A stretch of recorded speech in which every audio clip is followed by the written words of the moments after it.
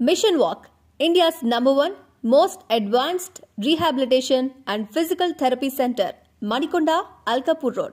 Call 9177-300-194.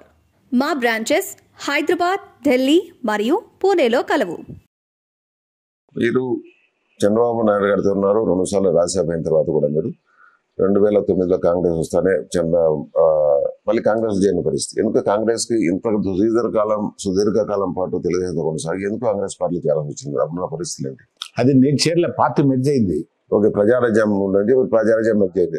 అప్పుడు నాకు వేరే ఆల్టర్నేట్ లేదు. నేను చిన్న ప్రాణము, నేను ఒకరిని పార్టీలు పెట్టి చేయలేను. అది ఏ విధంగా అయిందంటే నేను I was compel to leave Telugu Desam. అప్పుడు ప్రజారంగంలో చేరారు. అప్పుడు చిరంజీవి గారు చేరి చిరంజీవి గారితో నచ్చారు మీరు. అప్పుడు ఏమైందంటే చిరంజీవి గారు నన్ను ఒక రోజు బ్రేక్ఫాస్ట్ పిలిచాడు.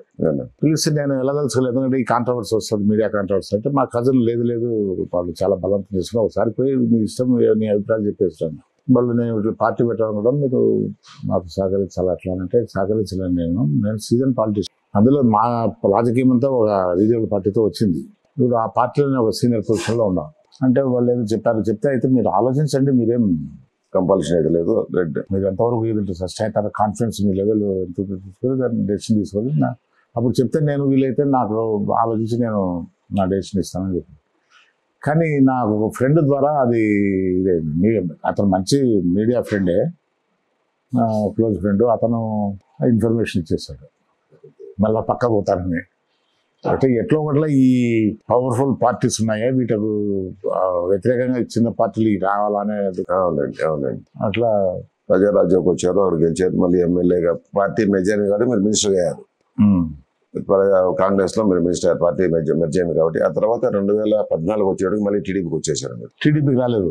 2014 కంటిన్యూ టు బి ఇది కాంగ్రెస్ జాయిన్ అయినా, కాంగ్రెస్ లో మినిస్టర్ అయింది. అవును, కాంగ్రెస్ మినిస్టర్ అయ్యారు, కాంగ్రెస్ మినిస్టర్ అయ్యారు. తర్వాత మొన్న ఇక్కడ పార్టీ కాంగ్రెస్ నుంచి ఇది అయిపోయినాక మన జగన్ గారు ఈ పార్టీ పెట్టినప్పుడు అతను కొద్దిగా కంపెల్ చేశాను. నాకు కూడా ఈ స్థానికంగా ప్రజెక్ట్స్ ఉన్నాయి.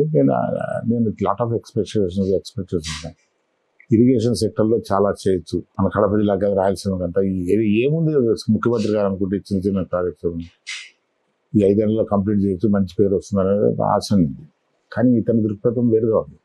మీరు జగన్ గారితో జాయిన్ అయ్యే ముందర, ఎందుకంటే మీరు నడిచిన రాజకీయ జీవితంతో కానీ పెద్దవాళ్ళతో కానీ లేకుంటే కిరణ్ కుమార్ గారితో, తర్వాత ముందు రామారావు గారితో, చంద్రబాబు గారితో మీరు నడిచారు.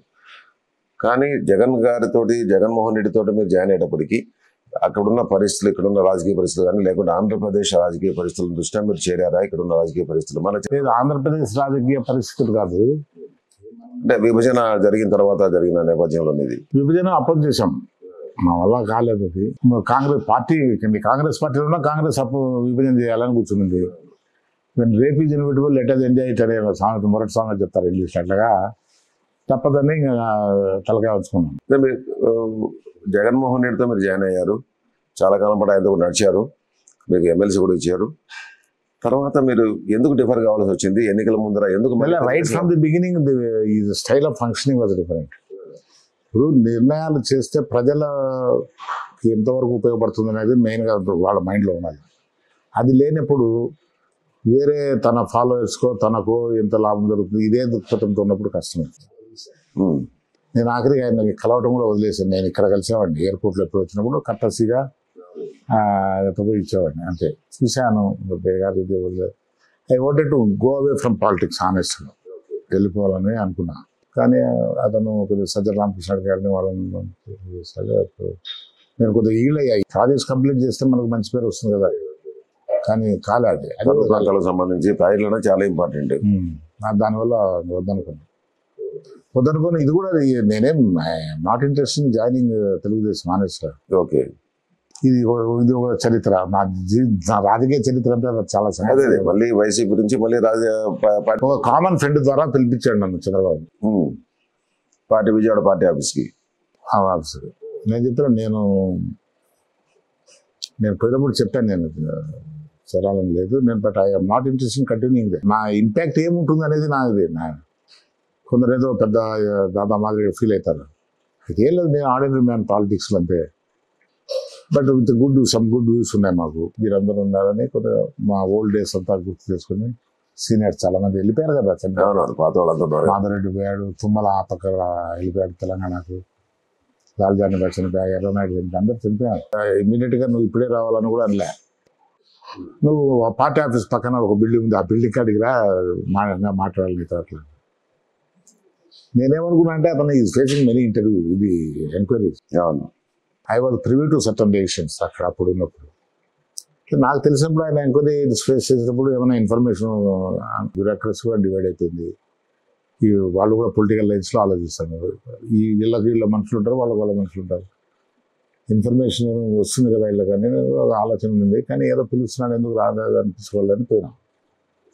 అక్కడ పోతే అక్కడ ఈ పార్టీలో చేర్చుకోవాలని తెలిసినా కానీ ఇది కాదు, అనుకోకుండా జరిగిపోయిందంట అది. లేదంటే పోయేటప్పుడు ఇంట్లో కూడా చెప్పలే, ఆయన ఇట్లా పై పోతున్నాను. మా తమ్ముడు తెలియదు, మా వియ్యం కూడా తెలియదు. మా వియ్యం కూడా నేను ఇద్దరం కలిసి ఇక్కడ తిన్నాము. ఆయన బాధపడుతున్నాడు ఇప్పుడు. Please do subscribe to Telugu Rajyam channel. Please do subscribe to Telugu Rajyam channel. Please do subscribe to Telugu Rajyam channel. Hi అండి, నేను మీ ఆర్పీని, నెల్లూరు పెద్దారెడ్డి చేపల పులుసు ఓనర్ని. మీరు తెలుగు రాజ్యం అనే ఈ యూట్యూబ్ ఛానల్ సబ్స్క్రైబ్ చేసుకుని మంచి మంచి వీడియోలతో వస్తారు. Thank you so much. Hi people, I'm Sonakshi Verma and you please watch Telugu Rajyam and please subscribe to the channel.